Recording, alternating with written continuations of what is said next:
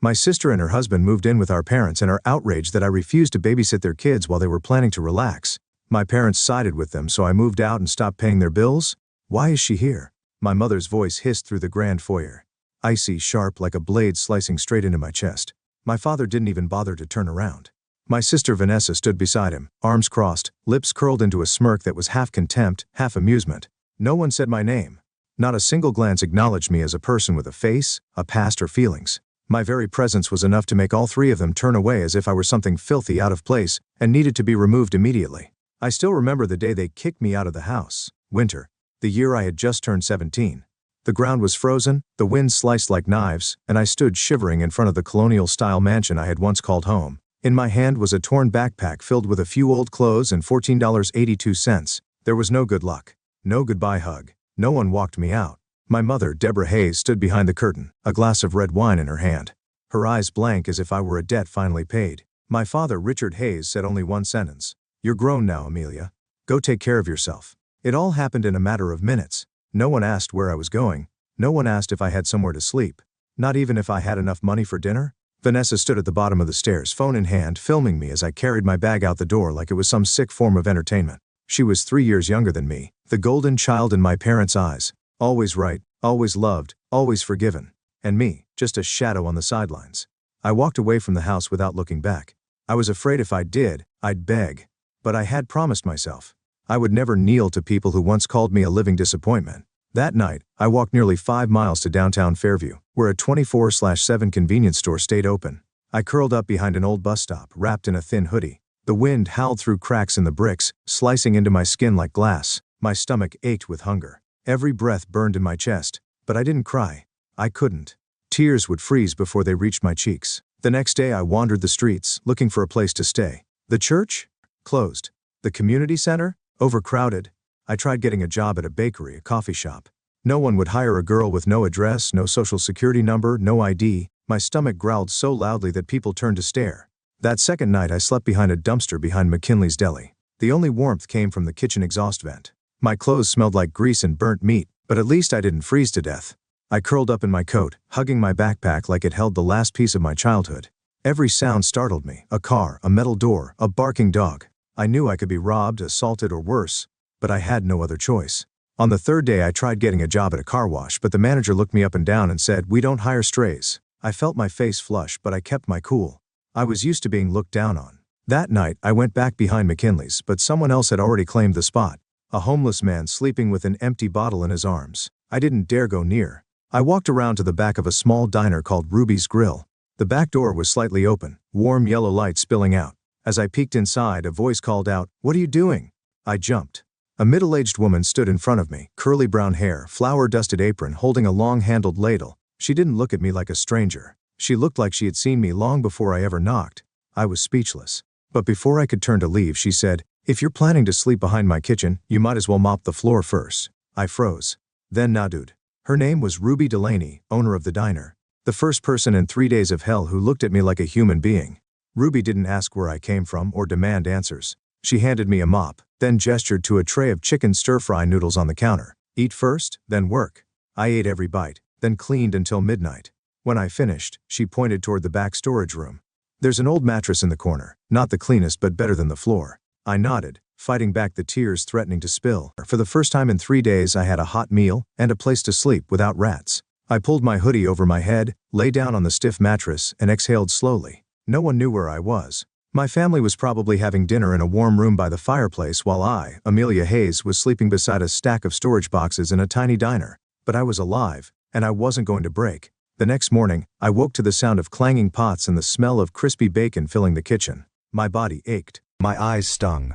But the feeling of lying on something real, not cold concrete, made me want to hold on to that moment just a little longer. "What are you still lying there for? Get up and mop the floor." Ruby's voice rang out, sharp and gruff, like she'd been a cook at a military base for 20 years. I jumped up, nearly tripping over the blanket tangled around my legs. But instead of scolding me, she simply gave me a quick look and tossed a mop in my direction. "Get to work, eat later." I mopped the floors, washed dishes, took out trash, hauled boxes, non-stop from morning until the last customer left just before midnight. My whole body ached like it was falling apart, but for the first time in my life I felt useful. After 3 days, Ruby handed me an old faded uniform shirt and a cracked plastic name tag. Amelia, kitchen assistant. Tears welled up in my eyes. Not because it was beautiful, but because for the first time I had a name, a role, a place, even if it was small. Ruby didn't say much, but her eyes always followed me. When I was dripping in sweat from carrying 10 plates at once, or when my hands turned red from scrubbing dishes in hot water without gloves, she'd quietly leave a towel or a box of bandages on the shelf. No compliments, but I knew she saw me. "You're not a bad kid," Ruby said once while I was peeling potatoes. "You just got kicked out of the nest earlier than most." I lived at Ruby's Grill for nearly a year, working 2 shifts a day, sometimes 3.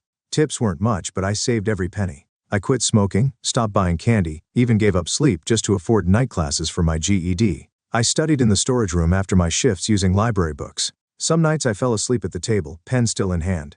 But every time I remembered my mother calling me a burden, I gripped the pen tighter. When I turned 18, I passed the GED. Ruby didn't hug me or clap. She simply placed a small cupcake with a flickering candle on the table and said, "Congrats. Now it starts." I cried like rain that night, not from emotion but from feeling alive.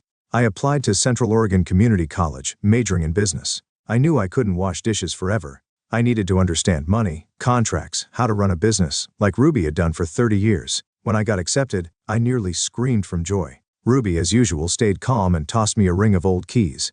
"The storeroom won't cut it anymore. Take the spare room upstairs. You'll need it to study properly." I didn't know how to thank her. Ruby never said she cared, but she gave me a home, a job, and most importantly, a second chance. I studied during the day and worked at night. Some days I slept only 3 hours, but I didn't stop.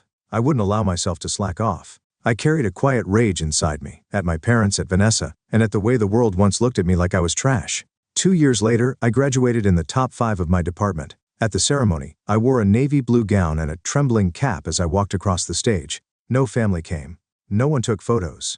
But I recorded it and watched it over and over again, reminding myself, "You made it through, Amelia." I applied for a full scholarship to the Portland Business Institute, and to everyone's surprise, I got in. When I arrived in Portland, I had exactly $68 in my pocket and a notebook filled with dreams. I shared a room with 3 strangers, waited tables on weekends, and studied from dawn until midnight. I applied for every internship I could find, from organic dairy shops to hospital food suppliers. Then the opportunity came. I was offered an internship at Nutrimedics, a startup developing medical nutrition for cancer patients. It was unpaid, but I learned everything: branding, supplier sourcing, contract negotiation. I took notes at every meeting, asked questions from warehouse staff to the CEO. 2 years later, I graduated near the top of my class with an idea I had carried for years: a medical nutrition brand for people with special needs. Cardiac patients, diabetics, post-op recovery. I named it Reclaim because I knew what it meant to lose everything and to take it back. I took out a small loan from a young entrepreneur fund, added my modest savings, and started from scratch. I packed each product box by hand, delivered them on my bike, and live-streamed every night to promote their benefits. It took 3 years for Reclaim to gain attention. But when it did, it spread like wildfire across a dry field. By the time I turned 25, Reclaim was making $5 million in revenue. A year later, the company was valued at nearly $20 million after our first round of investment. I signed distribution deals with the largest hospital network in the Pacific Northwest, and Reclaim became a staple in clinical nutrition. When a reporter asked me the secret to my success, I just smiled. It started with a mop and one person, who didn't ask who I was. I haven't forgotten those cold nights behind the diner, the sound of my father's door slamming shut, or my mother's eyes filled with contempt. But I also haven't forgotten the smell of Ruby's baked pies, that first mop, or the look in her eyes when she saw me walk across that graduation stage. I survived. I rose. I became someone they never believed I could be. The scent of wine, expensive perfume, and white orchids filled the ballroom at the Ashbury Grand Hotel. The crystal chandeliers cast a glow across my burgundy evening gown, creating the exact kind of cold brilliance I wanted. Because tonight, I wasn't just attending an engagement party. I was present in a way they never imagined I could be. 9 years. 3,385 days since the night they threw me out like a stray dog. And now, I was back, walking across the marble floors among the well-dressed crowd, as if I had never been broken, as if I had never slept beneath a diner's kitchen stove. 1/2. The music stopped in a single beat. The first eyes I met weren't my mother's or Vanessa's, but Lucas Reed's, my sister's fiancé. He stood frozen, champagne glass trembling in his hand. His mouth parted slightly, as if he'd just seen a ghost from the past. I gave him a faint smile. One as cold as early winter. "Oh, look who decided to show up, my mother," Deborah Hayes said. Her voice cracked like a whip across the hall. "The girl actually found her way here?" All eyes turned toward me. Vanessa, the very glimmering diamond in my mother's eyes, wore a cream-white engagement gown, her arm wrapped around Lucas's, her face lifted like a 20-year-old queen. "You're not on the guest list," she hissed, her voice rising over the murmurs. Get out before you ruin my engagement party. I didn't say a word. The sharp click of my heels echoed against the marble floor as I stepped forward, each sound like a countdown. Richard, the man legally recorded as my father, stood by the bar. He glanced at me once, then turned away, sipping his drink like I was nothing more than a fly in his line of sight. Perfect. Still the same old family, arrogant, dishonest, and so assured I would forever be that pitiful 17-year-old they left in the snow. I stared straight at Vanessa. I didn't blink. Surprised to see me? I said, my voice calm like a knife sliding from its sheath. What are you even doing here? Vanessa laughed with disdain. Looking for free food? A few guests nearby began whispering. I saw a young woman glance at her friend, hand over her mouth. Some of the older men stopped smiling, leaning in to listen. I came to say congratulations, I replied, pulling a black envelope sealed with red wax from my clutch. I handed it to Lucas. Because you deserve to know who you're marrying. Lucas took it, confused, but opened it anyway. As his eyes skimmed the contents, I watched the color drain from his face. His jaw tightened. His fingers clenched the envelope until it nearly crumpled. Vanessa, he said, each word forced through his teeth. Tell me what the hell this is. It's just garbage she made up, Vanessa shrieked, trying to snatch the paper from his hand. I folded my arms. It's a transcript from Oregon State Medical School. Clearly states, Vanessa Hayes dropped out in her second year. Never graduated, let alone became a doctor. The room erupted. Gasps, stunned murmurs, even a few mocking laughs filled the air. My mother's eyes narrowed like she wanted to burn me alive on the spot. She stepped forward, pulling Vanessa behind her, her voice like needles. That's enough. We don't need to hear any more of this filth. You have no right to be here, Amelia. I looked her straight in the eyes and gave a soft smile. You should know something, Mother. I never speak unless I have proof. And I slowly reached into my clutch again. This is a certified scan from the university's administrative office, signed and sealed. Lucas stared at Vanessa like he didn't know her. He removed the engagement ring, his hands trembling. You lied to me about everything. I didn't want you to think I was a failure, Vanessa cried, grabbing his arm. I thought you were real, Lucas said, pulling away. But you're just a knockoff trained by your mother since birth. My mother tried to remain composed, but I saw her neck tense, her pulse twitching beneath her skin. I turned to Richard. Still standing there, silent. Still not saying anything? Still turning away when things get ugly just like you did 9 years ago? He didn't respond. He just tightened his grip on his glass until it cracked. I lifted my chin and scanned the lavish ballroom. This space my family once believed was worthy of a perfect wedding. The expensive perfume couldn't mask the stench of rotting lies. Satin dresses, tailored suits, fake smiles, just masks over a family decayed from the inside out. You should be thankful, I said, my voice like wind gliding across glass. Because tonight, this is only the beginning. Vanessa nearly lost it. She lunged at Lucas to grab the papers, but he stepped back as if she'd just punched him in the gut. I didn't move. I stood still, holding a glass of orange juice. Cold, tart, and symbolic of this exact moment. You think some worthless pieces of paper can destroy me? Vanessa screamed, her face flushed, hair disheveled. I'm an intern at St. Helena. The whole city knows that. I smirked, then slowly reached into my clutch again, this time pulling out a sleek black USB. I held it up like it was a rare jewel. Well then, let's see who's lying, shall we? The room went dead silent. Whispers faded. A few guests sat down their glasses, eyes locked on me. On this USB, I said clearly, are complete records of correspondence between Deborah and Richard Hayes and the academic director of Oregon Medical School, including emails, scanned transcripts, and most notably, a small donation offer to cover up their daughter's expulsion for plagiarism. Lucas froze. You're serious? I nodded. No further explanation needed. He turned to Vanessa, his voice cracking. You looked me in the eye and said you were in residency, that you'd have your certification in a few months. You swore on my grandfather's grave. Remember? Vanessa didn't answer. Her mouth opened, but no words came out. Just trembling lips, and wild eyes darting around the room. The same people who once fawned over her now stood feet away, as if scared to catch something contagious. My mother had regained a bit of composure by now. She stepped forward, her voice cold as steel. That's enough, Amelia. This little performance has gone too far. What do you want? Money? Fame? An apology? I looked at her like she was a rotting wooden statue trying to stand tall in a hurricane. Then I laughed. Not out of anger. Not out of sadness. Just pure contempt. You still don't get it, do you, Mother? I don't want an apology. I want the truth to come out, and you know very well. I haven't even started. I stepped onto the small stage at the center of the ballroom, the one where the band had stopped playing because of the chaos. I looked around, locking eyes with one person at a time, then raised my voice. For the past 10 years, Hayes Family Health Clinic under Richard Hayes' name has submitted hundreds of fraudulent insurance claims, falsified medical records, unnecessary prescriptions, even fake patient visits, to pocket hundreds of thousands of dollars from insurance companies. A loud gasp came from the far end of the room. Dr. Manning, director of St. Helena Hospital, the very one where Vanessa had once bragged about her residency, shot to his feet. "Are you referring to the clinic on Maple Street?" he asked, his voice low and ice cold. I nodded, eyes steady. "That's right. And this," I held up the USB, "contains everything.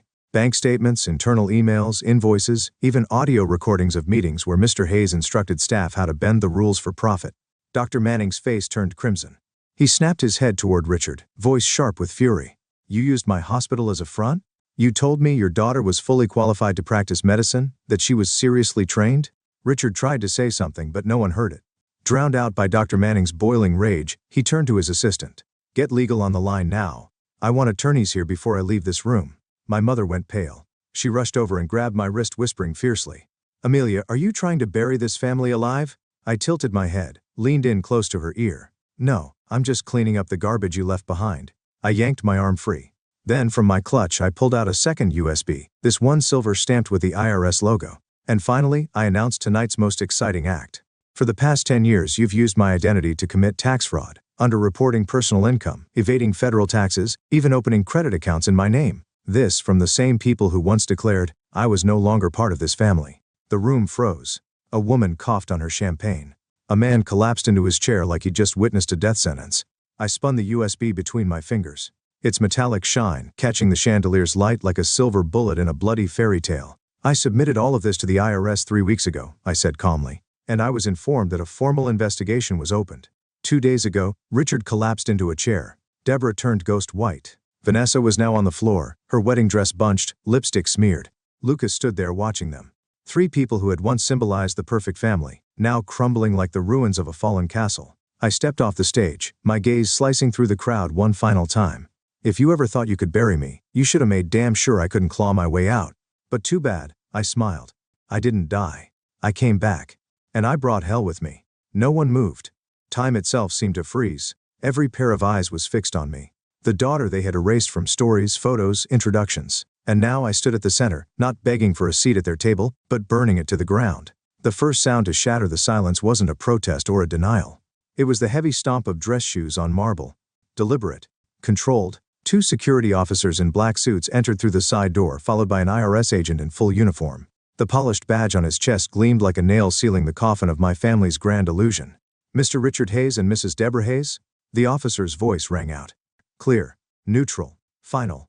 Richard struggled to rise, his hand clutching the back of his chair, eyes lost like he couldn't believe this was real. Deborah tried to compose herself, but the panic in her eyes and the tremor in her voice betrayed her. This is a mistake. We're the victims here. It's all because of her." She pointed at me, nearly screeching.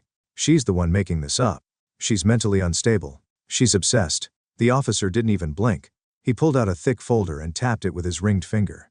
"We have over pages of documentation, fraudulent tax filings, offshore accounts in Belize and the Cayman Islands, and patient complaints from Hayes Family Health Clinic. This is no mistake." That sentence was the final nail in the coffin. The 2 security officers stepped forward, one placing a hand on my father's shoulder, the other signaling my mother to set her purse down. "You can't do this to us," Deborah screamed. "We're people of status. We have attorneys. Your attorney will meet you at the federal station," the man in the suit replied, his tone colder than ice. Richard didn't resist. For the first time all night he looked at me. And his eyes, once filled with disdain and cold indifference, were now consumed by fear. The kind of fear that comes when everything you believed was untouchable begins to fall. His reputation, his power, and the illusion that his eldest daughter had disappeared forever.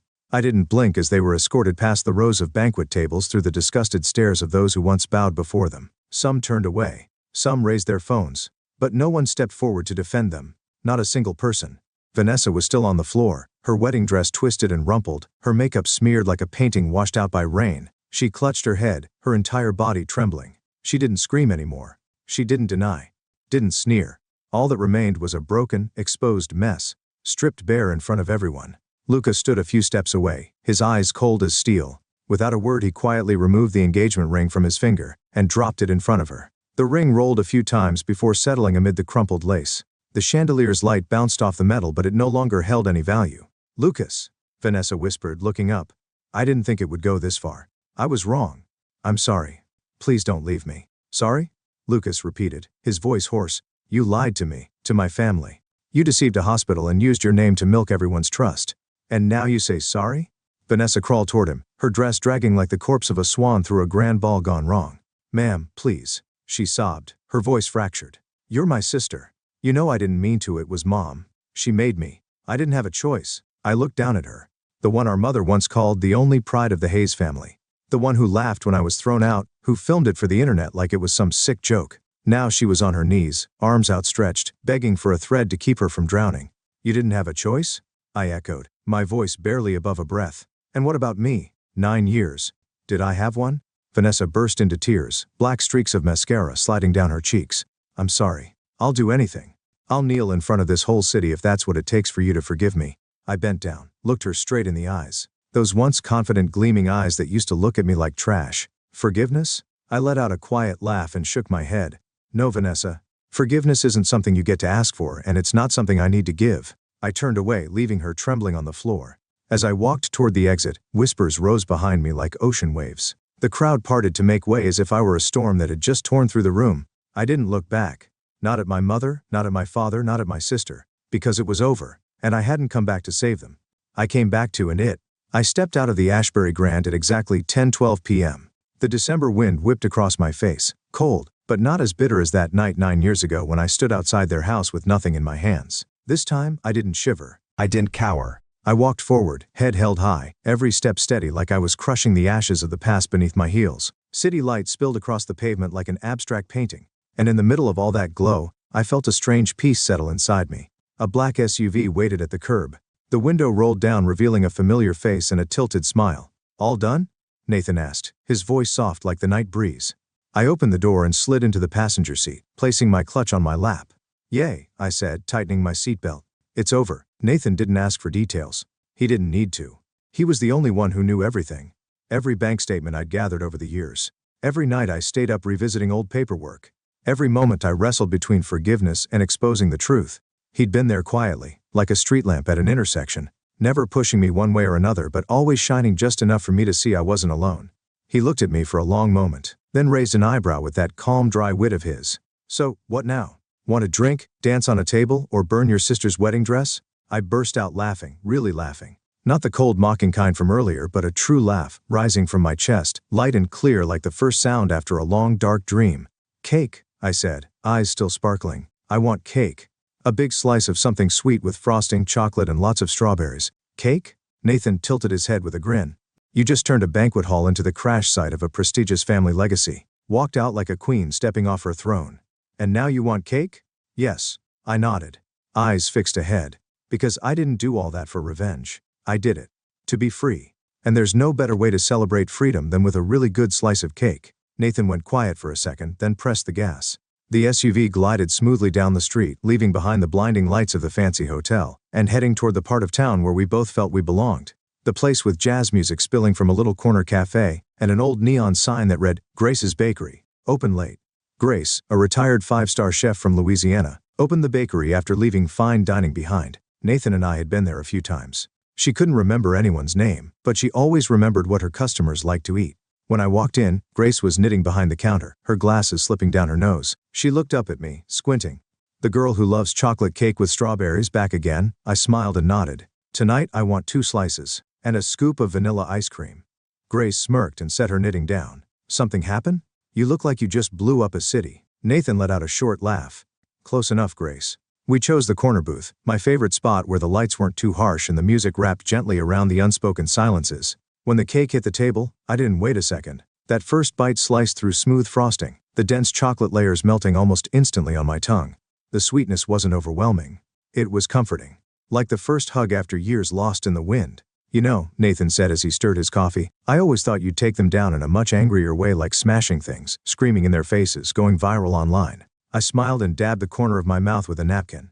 I wanted to many times, but the further I went, the more I realized that anger doesn't set you free. It just drags you back into the same mud. But today, walking out of that hall, I knew I'd written my own ending. Nathan nodded. His eyes held pride. The kind you don't say aloud, but that you feel in the space between breaths. I looked out the window. The city at night wasn't noisy. It felt warm.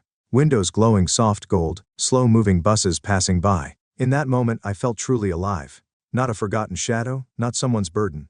"I didn't come back for revenge," I said softly, almost to myself. "I came back to close it. To end that painful chapter and start a new one. With no bitterness, no fear. Nathan placed his hand gently over mine. Then welcome to your next chapter, Amelia. I nodded. The pain in my eyes was gone. The anger too. All that remained was a rare kind of peace after years of wandering. In that moment, I knew one thing for sure. I didn't survive to take revenge. I survived to be free. And now I truly am. For the first time, and forever. Amelia's story is a powerful reminder that no one gets to define your worth, not even family. Despite being abandoned, betrayed, and used, she didn't crumble.